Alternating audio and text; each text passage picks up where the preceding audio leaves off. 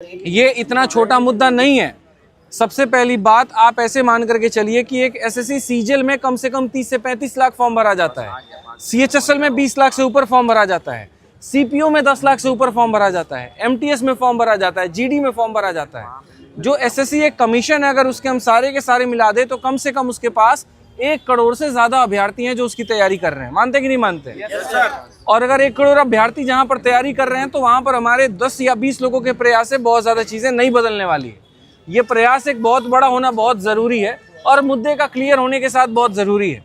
अभी 2 बच्चा वहां जाकर के पूछ रहा है, भाई बता प्रोटेस्ट में ये चल क्या रहा है, ये टीचर्स यहाँ पर क्यों इकट्ठा हुए, कहीं ऐसा तो नहीं यहाँ पर कि कोई और बात है, चेयरमैन मिल नहीं रहे हैं क्या, इस वजह से प्रोटेस्ट हो रहा है, किस वजह से प्रोटेस्ट हो रहा है। तो मैं चाहता हूँ यहाँ पर जो हमारा सारा डिस्कशन हुआ है उसके आधार पर कि हम प्रॉपर वे में सबसे पहले ऑनलाइन के माध्यम से बच्चों को ये क्लियर करें कि भाई एक्चुअल में ये रिफॉर्म है तो किन बिंदुओं को लेकर के, और 10 टीचर 10 अलग अलग तरह की रिफॉर्म ना बताए, एक ही रिफॉर्म डिसाइड हो, उसी को लेकर के सारे टीचर अपनी अपनी भाषा में अपने अपने बच्चों को यहाँ पर बताएं और क्लियर करें। उसके बाद में एक डेट भी डिसाइड हो, एक जगह भी डिसाइड हो, उसकी एक परमिशन भी पहले से लेकर के रखी जाए, क्योंकि अभी 10 मिनट के अंदर में पुलिस वाले पूरा हटाने के फिराक में है। डीसीपी का ऊपर से ऑर्डर आ रखा है, या तो तुम ऐसे मान लो नहीं तो दूसरा तरीका से मनवा देंगे, क्योंकि आदेश नहीं है, परमिशन नहीं है। ये आप सब जानते हैं कि एक रैंडम डिसीजन था यहाँ पर आना, और आना भी इसीलिए था कि ऐसा नहीं कि हम फेल हो गए, आना इसीलिए था ताकि जहाँ जहाँ जगह जगह पर हो सकता है। नुक्कड़ नाटक आपने देखा है, कितने परफॉर्म करने वाले होते हैं, 5-6 लोग ही होते हैं ना। वो क्या करते हैं, लोगों के अंदर में अलग जगाते हैं। निर्भया जब केस हुआ था तो छोटे छोटे जगह पर जाकर के बताया जा रहा था। ये एसएससी का मुद्दा है। आज हमने मुखर्जी नगर, जो कि पूरे भारत का गढ़ माना जाता है एसएससी के लिए, वहाँ के लोगों तक अपनी बात तो पहुँचाई। अब इसको ऑनलाइन के माध्यम से हम लोगों तक अपनी बात पहुँचाएंगे, और यकीन मानिए चेयरमैन की एक भी नहीं चलने देंगे। मैं आपसे इतना वादा कर रहा हूँ, एक भी नहीं चलने देंगे। आपके सारे के सारे टीचर्स आपके साथ में हैं, और सभी लोगों ने इस बात का वादा किया है कि हम एक डेट निकालेंगे। क्यों नवीन भाई, ये है ना, एक डेट निकालेंगे। उस डेट में यहाँ पर हम लोग जो है सारा का सारा मिलकर के डिस्कस करेंगे, अपने बच्चों को एक पर्टिकुलर जगह पर बुलाएंगे, और ये बहुत लंबा ना चले तो 2 से 3 दिनों के अंदर हम इसके एक निष्कर्ष पर पहुंच जाएंगे। अब आप लोग बताइए कि ये सही है या गलत है? सही है ना? तो क्या हमें इसी के आगे बढ़ना चाहिए, अभी रात भर यहाँ रुकना चाहिए? नहीं, मर्जी की बात नहीं है, जो निष्कर्ष जिससे निकल पाए। मैंने वही बात कहा कि दीवार को धक्का दे रहे, लेकिन ये भी तो पता हो क्यों धक्का दे रहे। अगर हमें हमारा लड़ाई है एसएससी से, और हमारा लड़ाई है कि हमारे रिफॉर्म होने चाहिए, तो रिफॉर्म एक प्लान वे में हो, रिफॉर्म इस तरीके से हो कि एक डेट डिसाइड हो, उस डेट में यहाँ पर जगह डिसाइड हो, सारे टीचर्स पहले से अपने बच्चों को बता करके रखें, और भी लोग यहाँ पर आए और सारी चीजों की व्यवस्था, और उसके बाद में वो लड़ाई लड़ी जाए। अब आप लोग बताइए सही है कि गलत है? बाकी कुछ बात नवीन सर आपको बताएंगे। ये बात है सर, मैं सहमत हूँ आपकी सारी चीज़ों से, क्योंकि सर ये भी आप सर ने बता ही दिया कि सीजीओ ना जाने का डिसीजन क्या रहा, क्योंकि वहाँ पहुँचना आसान ही नहीं था, उधर सब कुछ कवर्ड है, और नेशनल इशू है तो ज़्यादा बात भी नहीं कर सकते उस बारे में। लेकिन कम से कम एटलीस्ट जो बच्चे यहाँ से बसेज में गए, सर लोग लेके गए, क्रिस्टोफर सर भी लेके गए बस में, भारती सर के यहाँ से भी लोग गए, काफी गए तो ये जो सब लोग वहाँ गए, थोड़ा साइड हो जाए यार, बच्चे है ना, उनको सबको सीजीओ ले जा करके ये बोलते थे कि भाई तुम वापस चले जाओ। ऐसे ही सर कह रहे, थोड़ा साइड हो जाओ, साइड हो जाओ। ये उनको ऐसा तो नहीं बोल सकते ना सीजीओ के बाद में कि भाई तुम वापस चले जाओ, तो उनको यहाँ ले जा करके भाई मैसेज दें कि चल क्या रहा। और एक बढ़िया मैसेज हम लोगों ने दिया है बच्चों को। जितने लोग थे उनसे ज्यादा तक वो डाइवर्सिफाई हो पाए, और उतने से ज्यादा लोगों तक वो पहुंचा भी है मैसेज।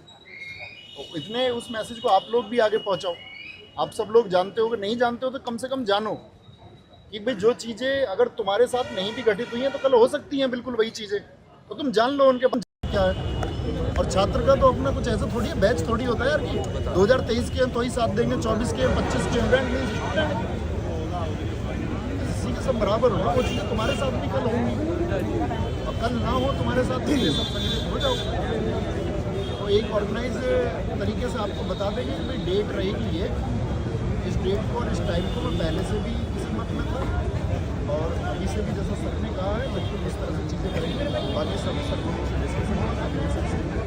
आवाज़ सर से बातें हुई, और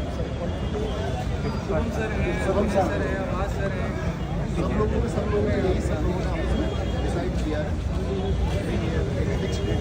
और ये मेन मुद्दा यही है कि 2025 और 26 आप लोगों के साथ, आप लोग 2025 और 26 वाले हो, क्योंकि हम ये चीज़ 2023 से देखते आ रहे हैं और 2023 में तो जो देखा उसका कई गुना ज़्यादा 2024 में देखा, और अब उस रेशियो में अगर देखें तो 2025 में और भी ज़्यादा गलत हो जाएगा और तब ज़्यादा बड़ा इशू हो जाएगा। और आप लोगों के साथ जब आपके एग्जाम में गलत होगा तब आप ज़्यादा ठगी महसूस करोगे कि यार पेपर दिया और इतनी ज़्यादा गड़बड़ी हुई, इतने ज़्यादा क्वेश्चंस गलत हुए, और जब मतलब 2024 में 800 स्टूडेंट तो वो थे सर जो ओवर एज थे, उनको नौकरी दे दी तो डीवी पहले ना कराने की वजह से। तो सारे रिफॉर्म्स जो हैं वो अभी डिटेल में आपको बताएंगे और वो जेन्युइन रिफॉर्म्स हैं, लेकिन एक डेट डिसाइड करके, क्योंकि देखो आप लोग 2025 और 26 में सिर्फ आपसे काम नहीं चलेगा, आपके 10 दोस्तों से भी काम चलेगा, आपके सारे रिलेटिव जितने भी तैयारी करने वाले उनको जब तक आप कन्विंस नहीं करोगे, जब तक उनको नहीं मनाओगे, तब तक ये बात नहीं बनेगी, क्योंकि ये मुद्दा स्टूडेंट का है। ये बात मैंने एसएससी हेड ऑफिस के सामने भी बोली थी कि भाई हम लोग आप लोगों के साथ खड़े हैं, दिन में भी और रात में भी, क्योंकि हमारा परिवार सब कुछ आप ही हो, हमारा कोई और परिवार है ही नहीं। हमने अपना परिवार और अपना क्लासेस सब कुछ छोड़ करके आप लोगों के लिए बैठे हैं, सारा काम सब कुछ छोड़ करके इसी वजह से बैठे, क्योंकि ये स्टूडेंट का मुद्दा। और हम अभी भी कह रहे हैं हम साथ थे, हैं और रहेंगे, बस आप लोग अपने दोस्तों को और अपने जितने भी तैयारी करने वाले को ये मैसेज कन्विंस कर देना कि जो डेट डिसाइड हो उस डेट पर सारे लोग जरूर पहुंचेंगे, और साथ में अपने सारे दोस्तों को भी समझा करके लेकर के। और एक बार सारा मुद्दा मैं आपको क्लियर कर देता हूँ। जैसे इनका कहना है कि सर अगर हम अभी पीजी में जाएंगे तो हम दूसरों को बताएंगे क्या, किस रिफॉर्म की हम बात कर रहे हैं। तो पहले भाई आप लोग रिफॉर्म को समझो, रिफॉर्म क्या है।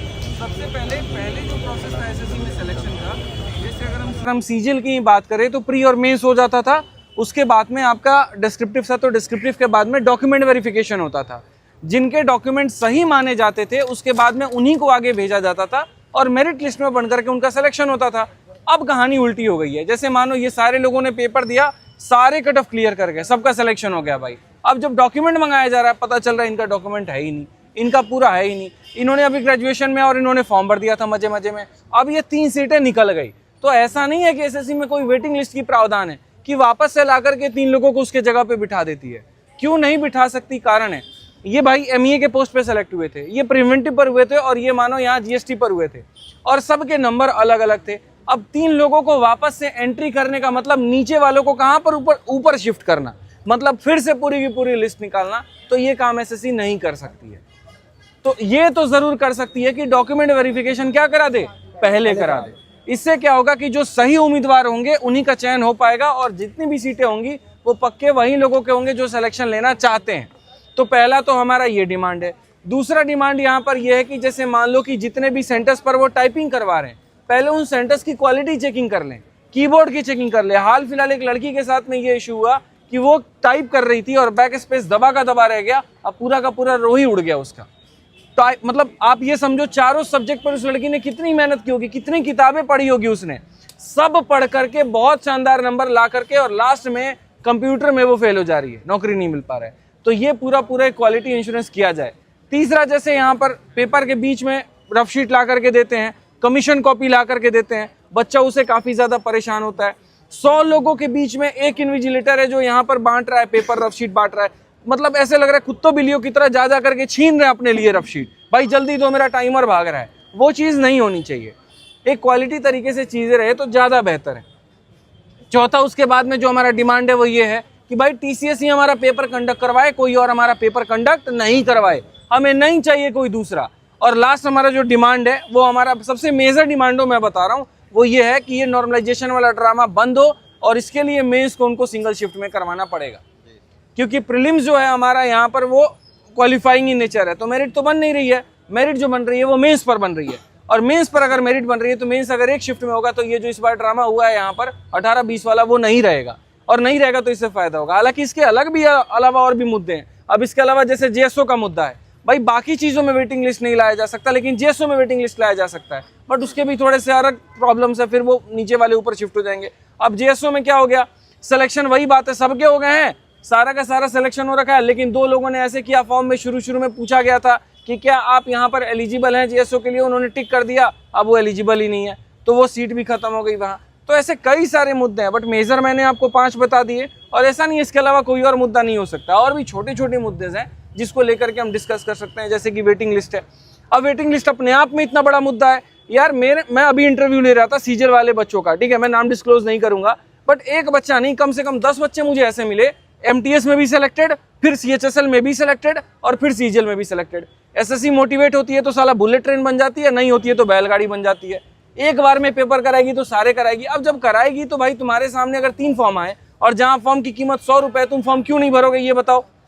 और भरोगे तो तीनों भरोगे। और ये भी नहीं है कि उनका सब्जेक्ट अलग है, लेवल अलग है, एक ही सब्जेक्ट की पढ़ाई करनी है, उसी के आधार पे तीनों भर रहे हैं, तीनों में सिलेक्शन, नौकरी तो एक ही में लोगे ना। अब इसके कारण क्या हो रहा है, MTS पहले रिजल्ट आया, गए उसमें ज्वाइनिंग करने के लिए, पता चला रुको CHSL आ रहा है, छोड़ दिए उसमें, फिर CHSL में कर लिए, पता चला सीजीएल का रिजल्ट आ रहा है, इसमें भी नहीं गए, उसमें गए, तो बाकी 2 जगह तो सीटें बर्बाद गई ना। इससे डिपार्टमेंट को भी तो नुकसान है, गवर्नमेंट को भी तो नुकसान है। गवर्नमेंट को 50 इनकम टैक्स इंस्पेक्टर चाहिए रेड मारने के लिए, उसको मिल ही रहा है 20 वहां पे। फिर हम बात करते हैं भारत को बहुत बड़ी अर्थव्यवस्था बनाने की, कैसे बन सकता है ये? तो तमाम ऐसी समस्याएं हैं जिसको लेकर के मीटिंग हुई चेयरमैन साहब से, और एक ऐसे वो नहीं मानेंगे। उन्होंने लॉलीपॉप लास्ट टाइम दिया, जो मैंने वीडियो में आशंका भी जताई थी, शुभम दिवाकर भाई साहब होंगे तो उनके चैनल पर हमने ये कहा भी था कि मैं इससे संतुष्ट नहीं हूँ। मैं इस बातों से बिल्कुल भी संतुष्ट नहीं हूँ कि जो SSC के चेयरमैन ने आज कहा वो एकदम वो भाई वो ऐसा नहीं है कि ब्रह्मा की लकीर है। हमें एक आंदोलन बड़ा करना पड़ेगा। मैं आपको ये बात ऑनलाइन कहता हूँ, और मैं किसी सरकार वरकार से किसी से मैं नहीं डरता। पुलिस स्टेशन के सामने खड़ा होकर के तब से इतनी बातें कह रहा हूँ, दम इतना है, इतना समझ लो, यहाँ पे इतना मान लो इस बात को लेकर के, बस इतना है। अब एक डेट डिसाइड होगा, एक जगह डिसाइड होगी और वहां पर इस बात को जो है सुनिश्चित किया जाएगा। लेकिन आज के लिए ये चीज यही पर स्थगित की जाएगी। बस आप लोगों से इतना आग्रह है, जुड़ने के लिए बस आप लोगों का बहुत बहुत धन्यवाद है। बाकी कुछ बातें तो सर आप बता दो। देखो सर ने मेजर बातें बताई दी हैं ज़्यादातर। रिफॉर्म्स बहुत सारे हैं, लगभग हमने पूरा परफॉर्मा बना रखा है। 10 पेज हैं पूरे जो कि भर गए SSC की कमियों से। कमियां बहुत हैं, कमियों को दूर करने के लिए कोर्ट का ऑप्शन रहता है। 2023 में कोर्ट गए, क्या हुआ? कुछ ऐसा खास हुआ ही नहीं। कोर्ट में SSC से कहा गया कि भाई जाके रिवाइज लाओ, वो करना। बहुत सारी दिक्कतों का ना भंडार है SSC। अब वो भंडार कैसे खत्म होगा? आप देखो 25 का पेपर है, ADPT जैसे एक वेंडर का चर्चा चल रहा है कि ADPT आ रहा है।